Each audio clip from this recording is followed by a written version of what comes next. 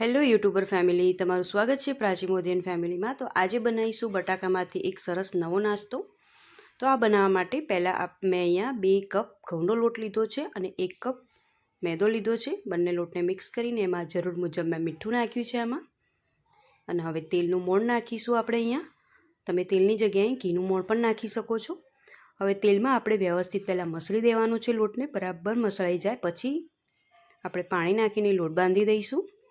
અને આપણે જેમ સમોસાનો લોટ બાંધીએ છીએ બસ એ રીતનો જ આપણે લોટ બાંધીને મૂકી દેવાનો છે, બહુ ઢીલો નહીં કરી દેવાનો લોટને। તો અહીંયા બટાકા બાફીને મૂકી દીધા છે મેં। તો આ બટાકાને આપણે મેશ કરી દઈશું આ રીતે।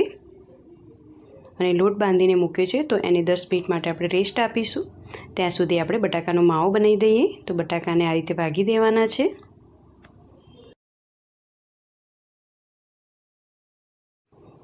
હવે આપણે ઝીણી સમારેલી ડુંગળી નાખીશું અંદર। મીડિયમ સાઇઝની મેં ડુંગળી લીધી હતી અને એકદમ ઝીણી સમારી દેવાની છે। એ અંદર એડ કરીશું આપણે। હવે આપણે કોથમીર નાખીશું। અહીંયા કોથમીરનું પ્રમાણ મેં થોડું વધારે રાખ્યું છે, એનાથી ટેસ્ટ સરસ આવશે। ઝીણું સમારેલું મરચું પણ આપણે આમાં લીલું મરચું ઝીણું સમારેલું નાખીશું। હવે જરૂર મુજબ મસાલા કરીશું। આપણે અહીંયા મીઠું નાખી રહ્યા છીએ ટેસ્ટ પ્રમાણે। આપણે જેમ સમોસાનો માવો બનાવીએ છીએ બસ એ રીતનો જ માવો બનાવીને રેડી કરવાનો છે। લાલ મરચું પાવડર નાખીશું આમાં। આલુ પરોઠાનો તમે જે મસાલો બનાવતા હોવ છો, સમોસાનો જે મસાલો આપણે બનાવીએ છીએ બસ એ રીતનો જ આપણે મસાલો બનાવીને અહીંયા રેડી કરીશું। આમાં હળદરનો મેં બિલકુલ એકદમ ઓછો ઉપયોગ કર્યો છે, બહુ વધારે હળદરનો આમાં ઉપયોગ મેં નથી કર્યો। હવે આપણે થોડા તલ નાખીશું। તો બસ હવે આ માવો બનીને રેડી થઈ ગયો છે।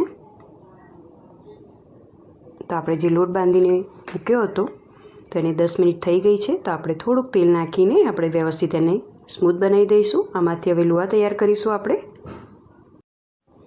તો આ રીતના લુવા બનાવીને આપણે રેડી કરી દઈશું। હવે આમાંથી આપણે મોટી સાઈઝની રોટલી બનાવીશું।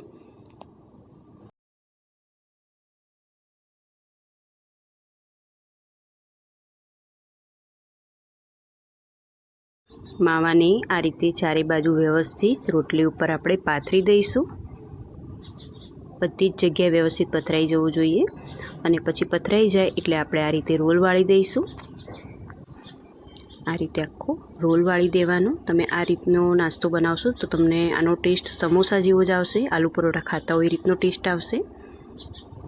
અને હવે આપણે આ રીતે ચપ્પાની મદદથી કટ લગાવીશું। બહુ નાની સાઈઝમાં કટ નહીં લગાવવાના, મીડિયમ રાખવાના થોડા। હવે આમાંથી આપણે આને ગોળ શેપ આપીશું। તો થોડું કટામણ લઈશું અને આ રીતે પ્રેસ કરીશું ઉપરથી। જો અટામણની જરૂર હોય તો જ અટામણ લેવાનું, ના જરૂર લાગતી હોય તો નહીં લેવાનું। તો આ રીતે ગોળ શેપ આપી દઈશું આને।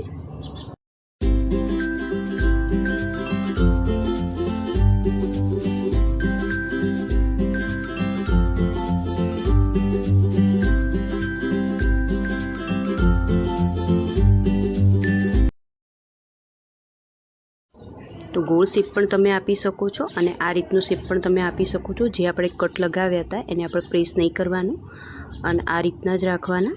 તો 2 રીતે તમે બનાવી શકો છો। તો બસ આ બનાવીને મેં મૂકી દીધા છે, રેડી કરી દીધા છે। તો બસ આ રીતના આપણે બનાવીને રેડી કરી દેવાના છે। અને તેલ ગરમ કરવા માટે મેં મૂકી દીધું છે। તો તેલ ગરમ થઈ ગયું છે। તમારે આને સેલો ફ્રાય કરવા હોય તો પણ તમે કરી શકો છો નોનસ્ટિક તવા ઉપર। હું અહીંયા એને ફ્રાય જ કરી રહી છું તેલમાં। તો તેલ ગરમ થઈ ગયું છે। તો હવે આપણે આને તળી દઈશું। મીડિયમ ગેસ ઉપર આપણે તળવાનું છે। ઉપરથી આછા ગુલાબી કલરના થાય ત્યાં સુધી આપણે એને તળી લઈશું। તમે જો આ કોઈ દિવસ ના બનાવે તો ચોક્કસથી ટ્રાય કરજો।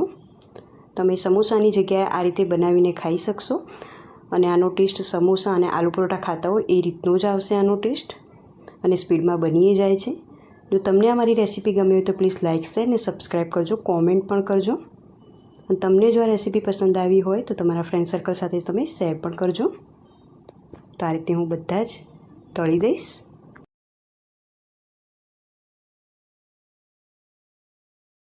તો બસ હવે આ તળાઈને રેડી થઈ ગયા છે. તો ચલો મળીએ એક નવી રેસીપી સાથે. ત્યાં સુધી આવજો. જય શ્રી કૃષ્ણ.